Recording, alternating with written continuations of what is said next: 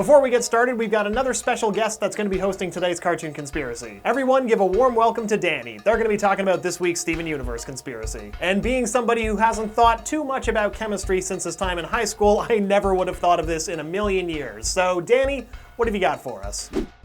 I don't know about you, but for me, there's nothing tastier than something brand new and mysterious. So lucky for me, the gems of Steven Universe are unlike any other being, real or fictional, that has ever existed. Just in the 5 seasons of the show so far, we've met or heard about over 14 crystal gems, 21 homeworld gems, and 13 fusions, not including all the repeat gems like the many rubies and pearls and the corrupted gems we've met. And no gems are more tantalizingly elusive than the diamonds. As we know, the Great Diamond Authority is, at its fullest, made up of 4 diamonds, white, blue, yellow, and pink, who serve as the leaders and creators of all other gems. When these 4 diamonds are all alive and handling their business in harmony, they use this diamond made of 4 diamonds as their symbol. If you've taken a chemistry class, you may be asking, hey, isn't that diamond kind of like that chemistry diamond? What's that all about? That chemistry diamond is actually made by the National Fire Protection Association, or NFPA, and called the Nfpa Diamond,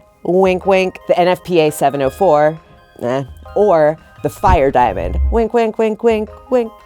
And it marks the hazards of various chemicals. And if you rotate it 180 degrees, it looks kind of like someone unpasteled the Great Diamond Authority symbol. Could the Nfpa diamond be the secret to unlocking information about our diamonds?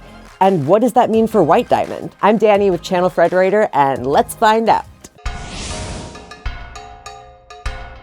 We've talked before on Cartoon Conspiracy about the idea that the diamond's colors may be related to the ink colors of printer cartridges. It was a fun idea, and it definitely gave us lots to think about in terms of White Diamond's relationship to the other diamonds, but it was a bit of a stretch, and we decided it wasn't on the money. But the diamond's colors are, at least in name, the main distinguishing factor between diamonds, so they can't be nothing, right? Like, this is the only kind of gem that has 4 distinct colors and forms, other than quartzes, I guess, but that's because they're treated more as a class of gem than a single type. Before we get too chemical, let's talk about each diamond and her color. Pink diamond, is this still a spoiler? Are we good on this one? Is our beloved Rose Quartz, a bright-eyed human lover who fights herself for control of Earth. Pink/Rose is passionate, nurturing, and the youngest of the diamonds, giving her a sense of wonder that the other diamonds seem to lack. Other people, a term I use loosely to include humans and gems, find her to be a powerful and intoxicating leader. If we say that the main cast of the show is everyone who appears in the theme song, then just within that group are 2 people who have loved Pink/Rose. And this isn't platonic or respectful love. This is hot, steamy love served with an extra side of infatuation and returned in kind. This makes a lot of sense just in terms of Western cultural color associations. Pink is a color of caring and nurturing, love and romance. It's intuitive and insightful, a calming color that shows tenderness and kindness through empathy and sensitivity. Sounds a lot like our earth-obsessed pro-fusion young diamond. In contrast, yellow diamond is rational, unsympathetic to humans, and very quick to anger and violence. She is stern and to the point, taking over the call with Peridot from her pearl and trying to push to the end of the trial with the hope of shattering Steven/Rose. Yellow can be vindictive and is especially aggressive when it comes to retaliation against the crystal gems. But we learn that a lot of what's driving Yellow's desire for the destruction of Earth and to move on from her past is her guilt over giving Pink a colony before she was ready. As much as she's disdainful toward gems she perceives to be lower than herself, Yellow cares deeply for her fellow diamonds. Now, in Western cultures, yellow is often thought of as an uplifting and joyful color that has the ability to bring hope and happiness. That doesn't line up too much with our yellow diamond, but yellow is also the color of the mind and intellect and hazard warnings, and she is absolutely the diamond who chooses reason over emotion and reactive violence over, well, most things. Yellow diamond is who we fear most actively, at least until we reached our most recent stopping point. Then we have Blue Diamond. According to Holly Blue Agate, Blue has a reputation for forgiveness and mercy. We see that she treats members of her court with respect, and she's the one reining in Yellow's rage towards Steven/Rose in the trial. Blue has been grieving Pink Diamond's shattering for the whole 5,000 years between when it happened and when we see her on the show. Her depression has taken over her physical form, causing her to hunch and appear shorter than Yellow Diamond, and she's become withdrawn drawn. It makes a lot of sense for the color blue to be associated with this diamond because she spent the last 5,000 years feeling blue. In addition to the obvious sadness connection, blue is the color of trust, responsibility, honesty, and loyalty. Blue diamond is by far the diamond most interested in making sure the truth wins out and is committed to fairness, though she can also be prone to reactivity at times, like when she freaked out over the first accidental garnet, though I guess she's just being loyal and protective over sapphire, but like, you know, let them be in love. They have a powerful, unmatchable bond. Garnet's love is the only relationship goal there is, and you standing in the way can't do anything to stop it, Blue Mom. Sorry, I have a lot of Garnet feelings. Finally, White Diamond. White Diamond is big creepy. Like, that should be her actual name.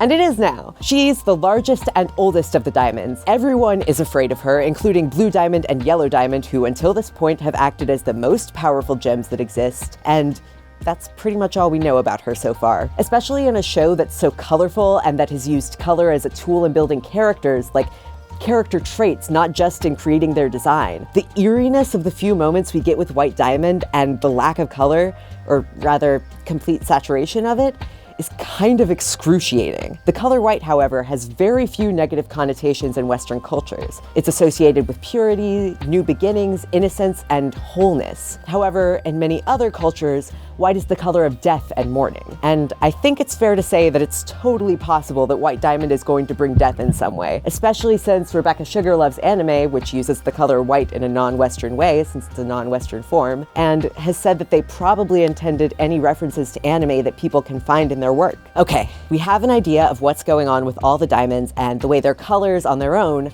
already relate to their characterization. So let's take a closer look at the Nfpa diamond. Each color represents a different kind of hazard that a chemical can warrant. Red is flammability, which corresponds with Pink/Rose's fiery nature, her impulsivity, and her passion. She goes to battle to protect the world she loves with all the strength of a raging fire. No? Though we mostly see her warmth and love on the show, we know that she caused incredible damage during the rebellion, and that her choice to fake shatter herself led to the corruption of most of the remaining gems on Earth instead of the quicker and less tragic end of the war she'd been hoping for. I think it's also interesting that if Pink/Rose's weapons had been made on Earth, like a medieval sword and shield, they'd have been forged in fire, but maybe that's my own poetic inclination. Yellow is instability, or as I like to call it, explodability. This explains Yellow Diamond's ruthlessly quick temper and her tendency toward violence. It's also interesting because Yellow Diamond's electrokinesis is the only gem power we've seen so far that can destabilize a gem. So in this case, the Nfpa hazard describes both her temperament and her abilities. And we know that stability is what Yellow Diamond provides when she, Blue Diamond, and Steven try to heal Nephrite, so this is fairly accurately descriptive, but we have more to dig into here. Nfpa Blue is for health hazards. Now, this usually refers to the chances of being physically harmed by a substance, but we'll look at it a little more broadly. Blue Diamond is the big bad of emotional harm, fully capable of projecting her super strong feelings onto everyone around her to the point of debilitation. But she doesn't just have crying powers. Blue Diamond is able to weaponize energy as spheres and laser beams, and she can withstand as much damage as she's able to dole out, like when Lapis throws the barn on her or when her handship crashes on top of her. Not to mention, she's very comfortable sentencing Ruby to shattering for fusing with Sapphire, hinting at a hidden and powerful violent side. We can see evidence of her being a master of both physical and mental harm, and it could be that this is how the cultural connotations of blue and the Nfpa Diamond blue come together. Okay, let's do it.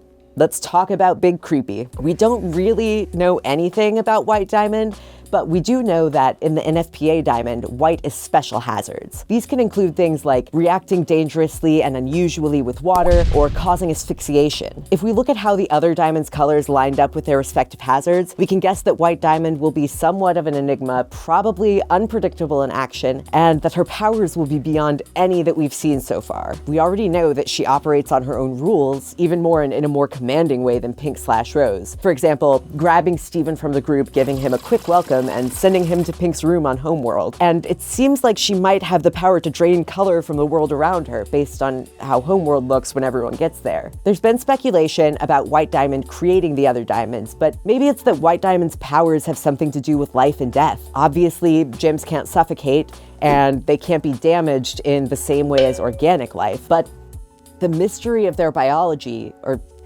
gemology, leaves room for us to wonder. Maybe when she comes into contact with other gems, the other gems are harmed by her sheer power. That could have something to do with why her pearl is cracked. Maybe Big Creepy is actually gem god. She's supposedly the oldest gem there is, and she holds all other gems' colors within her own. If we can believe the Nfpa Diamond, white is an awesome, terrifying, unknowable god who operates outside of logic as we know it.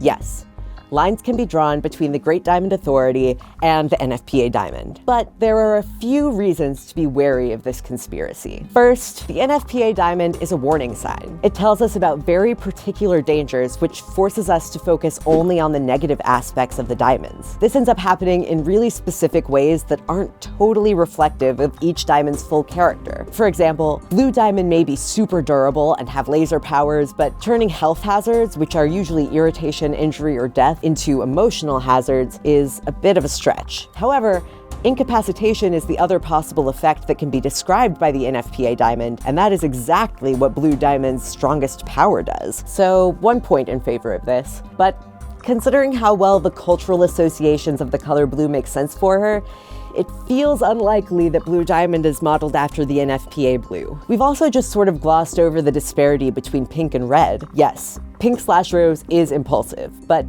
pink is pink for a reason, and red is red for a reason. Pink is bubbly love, and red is dangerous fire. Pink/rose is kind and caring. She's young, and she doesn't always make the best choices, but she is a protector and a healer first and foremost. The weapon that comes from within her is a shield. Her sword is a necessary accessory. I can't imagine her being a fire hazard, especially when the element that most suits her, and the one she's chosen for herself, is Earth. When we look at the big picture of each diamond, only yellow diamond with her explosive temper and her destabilizing abilities really makes sense. Additionally, it's incredibly difficult to find a pattern in the way our diamonds correspond to their Nfpa twin. For pink/rose, we can really only point to some vague idea of emotional tendencies. Yellow diamond can relate in terms of both characterization and powers. Blue diamond is a mismatch in personality with some potential to connect to her abilities, and white diamond is a big old question mark. That's a little too scattered to convince me. More importantly, both the symbolic colors on the show and the colors of the Nfpa Diamond were chosen to give the viewer or user or high school student an automatic mental connection. That's why blue diamond is the sad one and the red Nfpa Diamond is fire. It feels obvious, and that can be really helpful and useful in communicating information about characters or chemicals